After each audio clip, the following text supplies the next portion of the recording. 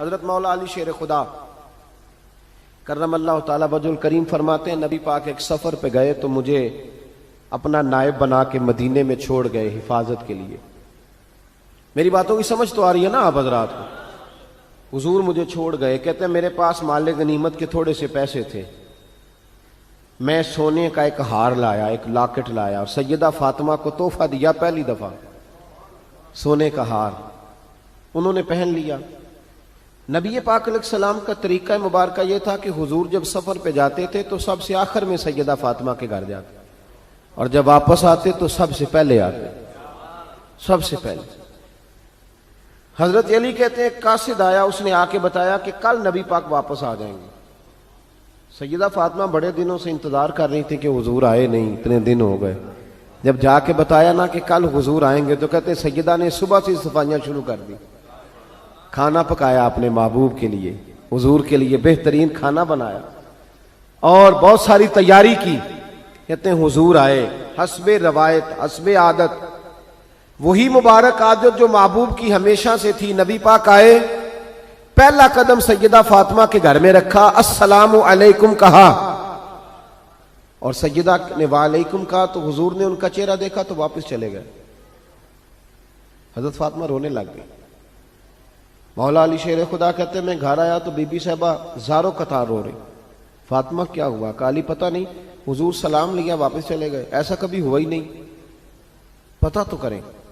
شیر خدا کہتے ہیں میں مسجد میں گیا تو نبی پاک بھی ایک کونے میں بیٹھ کے رو رہے تھے. میں نے کہا یا رسول اللہ آپ یہاں رو رہے ہیں, فاطمہ وہاں رو رہی ہے, بات کیا ہے؟ تو نبی کریم علیہ السلام نے فرمایا وہ میری بیٹی ہو کے سونا پہنتی ہے, اگر فاطمہ بھی سونے سے پیار کرے گی تو امت کی غریب بیٹیاں کدھر جائیں گی؟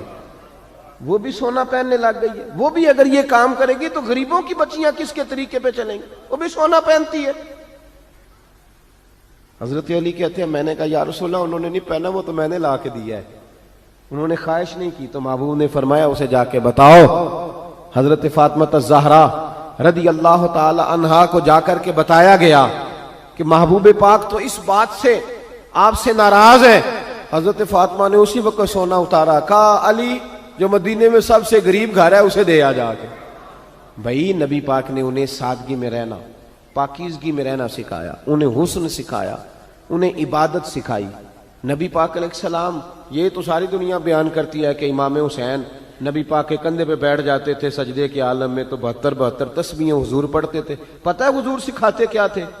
نبی پاک امام حسین کو سجدہ کرنا سکھا رہے تھے. حضور سجدہ کرنا سکھا رہے تھے, سجدہ کرنا.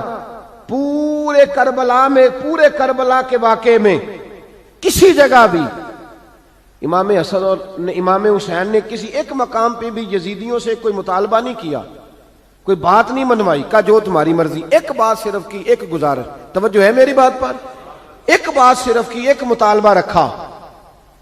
جب 9 محرم کو عمر بن سعد نے, شمر نے, ان سب نے کہا نا کہ حسین یا اب بات ختم ہو گئی, یا بیعت کرو یا جنگ کرو, تو امام حسین نے فرمایا مجھے ایک رات کی مہلت دو. علی کے بیٹے مہلت مانگ سکتے ہیں؟ بولے نا یار, مہلت مانگتے تھے وہ, کیا ضرورت تھی؟ امام حسین نے فرمایا مجھے مہلت دے, ایک رات رہ گئی ہے, میں راج کے سجدے کرنا چاہتا ہوں. سجدوں کے لیے مہلت مانگی, سجدوں کے لیے. توجہ ہے میری بات پر؟ محفلیں لمبی, نمازیں چھوٹی. 24 گھنٹے آپ کسی کو بٹھا لیں باہر, وہ بیٹھا رہے گا, گپے لگائیں. نماز کا ٹائم ہوگا تو پتہ نہیں کیا ہو جاتا ہے, لوگوں دوڑ گئے, او ہو نماز پڑھنی پڑ جائے گی. ایسے لگتا ہے جیسے کوئی بہت مشکل مرحلہ آن پڑا. بھائی کربلا والوں کا تو پیغام ہی نماز ہے, ان کا تو طریقہ ہی نماز ہے. امام حسین نے کہا ایک رات کی مہلت, فقط اس لیے کہ میں کھل کے نمازیں پڑھ لوں. ساری رات بڑی باتیں تھی نا, بڑی باتیں. سیدہ زینب سے دکھ سکھ کر سکتے تھے ساری رات, امام زین العابدین کو بڑی باتیں بتا سکتے, بڑا کچھ ہو سکتا تھا. لیکن امام زین العابدین کہتے ہیں ساری رات حسین ابن علی نے سر سجدے سے نہیں اٹھایا. چل تو اس طرح کر, امام حسین تو ساری زندگی ساری رات پڑھتے رہے نا, تو چل ایک رات کی عبادت کر ان کے نام پر, ایک رات ساری جاگ. نہیں نا تسی ہاں کی تھی, ایک رات کہی ہے میں نے, بڑا مشکل ہے ہمارے لیے. آپ یقین کریں مسلح, اور پھر کسی نے ہمیں کان میں بتا دیا کہ تسی نسبت آلے ہو, تسی بخشے ہو. اے کوئی پکی گل دس گیا ساری, اس میں کوئی شک نہیں کہ نسبت سے بخشے جائیں گے. لیکن امام حسین ڈائریکٹ نواسے ہیں نبی پاک کے. اگر وہ نسبت کے باوجود بھی ساری ساری رات نماز پڑھتے ہیں, تو کس قسم کا نسبت والا ہے کہ 10 محرم کو بھی تیری ساری قضا ہو جاتی ہے, ساری قضا چھٹی, ہم نسبت والے ہیں. بس نسبت کا یہ معیار ہوتا ہے. نسبت کا معیار یہ ہوتا ہے کہ جو محبوب نے کیا وہ ہم نے کر کے چھوڑنا ہے, وہ کام کرنا ہے. اور پھر اہل بیت نبوت کا اسوہ حسنہ پردہ ہے. پردہ بڑی گمراہی آ گئی ہے امت میں. اب جو بچی MA MBA کر لیتی ہے, وہ سب سے پہلے یہ مطالبہ کرتی ہے کہ ہمارے حقوق برابر کے. اسلام نے عورت کو برابر کے حقوق نہیں دیے, عزت والے حقوق دیے. کون سے حقوق دیے بولیے؟ میں ایک یونیورسٹی میں تھا تو ایک بچی نے پیغام دیا, کہنے لگی جی, بچیاں بھی تھی پردے میں بیٹھی ہوئی, لیکچر یونیورسٹی میں ہو رہا تھا, تو اس نے کہا جی عورت کا تو گھر ہی کوئی نہیں ہوتا, عورت کا تو گھر ہی کوئی نہیں, تو ہم کدھر جائیں؟ میں نے کہا چلیں ادیبانہ انداز میں یہ بات درست ہے, لیکن حکیمانہ انداز میں درست نہیں. عورت کی تو اللہ تعالیٰ نے ذمہ داری بڑی شاندار رکھی ہے. جب تک باپ جوان ہوتا ہے نا, توجہ ہے میری بات پر, جب تک باپ جوان ہوتا ہے تو بیٹی اس کے گھر رہتی ہے, اور جب بچی جوان ہوتی ہے, ابا تھوڑا بوڑھے ہونے لگتا ہے نا, تو اللہ تعالیٰ خامند کی ڈیوٹی لگا دیتا ہے عورت پر. اور جب خامند تھوڑا بوڑھا ہونے لگ جاتا ہے تو بچے جوان ہو جاتے ہیں. تو میں نے کہا بی بی تو سمجھی نہیں, تو کہتی ہے میرا گھر کوئی نہیں. رب کریم نے تو تیرا محافظ ہمیشہ جوان آدمی کو رکھا ہے, جوان کو, کبھی باپ کو, کبھی بھائی کو, کبھی بیٹے کو, کبھی شوہر کو. تو یہ کیسے؟ اسلام نے تو تیرے لیے جوان خون تیرا محافظ رکھا, اگر تو سمجھے. حضرت فاطمہ نے ساری زندگی پردے میں گزاری, ان کا ننگا سر کبھی سورج نے بھی نہیں دیکھا. یہاں اللہ خیر کرے دینداروں کی بچیاں پردہ نہیں کرتی, حاجیوں نمازیوں کی بچیاں پردہ نہیں کرتی. کپڑے استری نہ ہو تو گھر میں جھگڑا شروع ہوتا ہے, اور بی بی پردہ نہ کرے تو پرواہ کوئی نہیں. حضرت عبداللہ بن سہل ایک تابعی بزرگ ہے, نام یاد رکھنا. عبداللہ بن سہل کہتے ہیں سیدہ زینب جب کربلا سے واپس آئیں تو وہ میری پڑوسن تھیں. 15 سال کہتے ہیں میں ان کا پڑوسی رہا ہوں, 15 سال. 15, امام شورانی نے اس کو لکھا ہے, 15 سال میں حضرت زینب کا پڑوسی رہا. کبھی ہوتا ہے نا کہ بی بی برقع پہن کے باہر نکل آتی ہے, بازار جانا ہے, دوائی لینی ہے, کوئی کام ہے.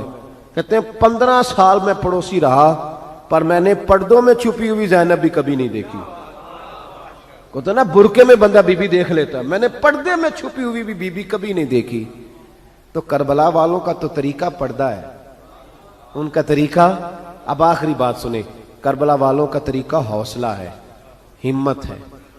ہمارے ہاں نا خودکشیاں عام, جھگڑا عام, لڑائی عام. اس کی وجہ یہ کہ حوصلہ کوئی نہیں. ذرا سی بات کو بندہ برداشت کرنے کو تیار. اہل بیت کا جو طریقہ ہے نا وہ حوصلہ ہے, وہ صبر ہے. وہ چلے محبت کی بات ہے کر دیتا ہوں. ایک بابا جی سے میں نے پوچھا, میں نے کہا جناب صحت کیسی ہے؟ کہنے دکھا نہیں وڈیریاں کر چھڑیا. میں کہا کنی عمر تہاڈی؟ کہندا میں عمر تے ایویں 76 کو سال ہے. تے میں کہا دکھاں تو بغیر بھی ہن تساں وڈیریا ہی ہونا سی. بس کر دے, دکھوں کو بدنام کیا ہوا بلا وجہ. اب بس کریں, وڈیرے ہونا تھا کہ نہیں ہونا تھا؟ تے نہ دکھاں دا لا دیتا ہے. ہجوم غم میں بھی توہین نے ضبط غم نہ ہوئی, ہم تو اس احتیاط سے روئے کہ آنکھ نم نہ ہوئی. اللہ والے تو مطلب شکوہ کرنا ہر وقت شکوہ, حوصلہ ہی کوئی نہیں, سکون ہی کوئی نہیں, پریشانی بڑی ہے جی, آزمائش بڑی ہے. کبھی آپ نے کہیں سنا ہے کہ واقعہ کربلا کے بعد حضرت زینب معاذ اللہ نفسیاتی مریض ہو گئی تھی؟ امام زین العابدین, سیدہ سکینہ, حضرت صغرا وہ حوصلے میں رہے, متوانا رہے. امام زین العابدین نے اس کے بعد بھی کئی دفعہ پیروں میں بیڑیاں پہنی, کئی دفعہ. سادات کا خاندان چلا. یہ جو داتا علی اجویری نے آ کے آپ کو کلمہ پڑھایا یہ بھی سید زادے ہیں. سیدوں کا قافلہ رکا نہیں, یہ خواجہ اجمیری بھی سید زادے, غوث پاک جیلانی بھی سید زادے. یہ سادات کا سلسلہ چلتا رہا. بار بار آ کے امت کی قیادت کی ان لوگوں نے. جب دیکھیں نا یہاں کسی بندے کا کٹا ہوا ہاتھ پھینکا جائے نا, بلکہ انگلی پھینک دی جائے, تو لوگ ڈر کے بھاگ جائیں گے، کسی کا، اپنے کسی کا نہیں، کسی کا، کیونکہ انسان کا وجود کٹ جائے تو دہشت پیدا ہوتی، آپ ڈر کے بھاگ جائیں گے۔ امام حسین کا کٹا ہوا سر، توجہ ہے میری بات پر؟ ذرا غور کرنا، بندے کا سر کٹ جائے، ہم سنتے ہیں بات پر غور نہیں کرتے۔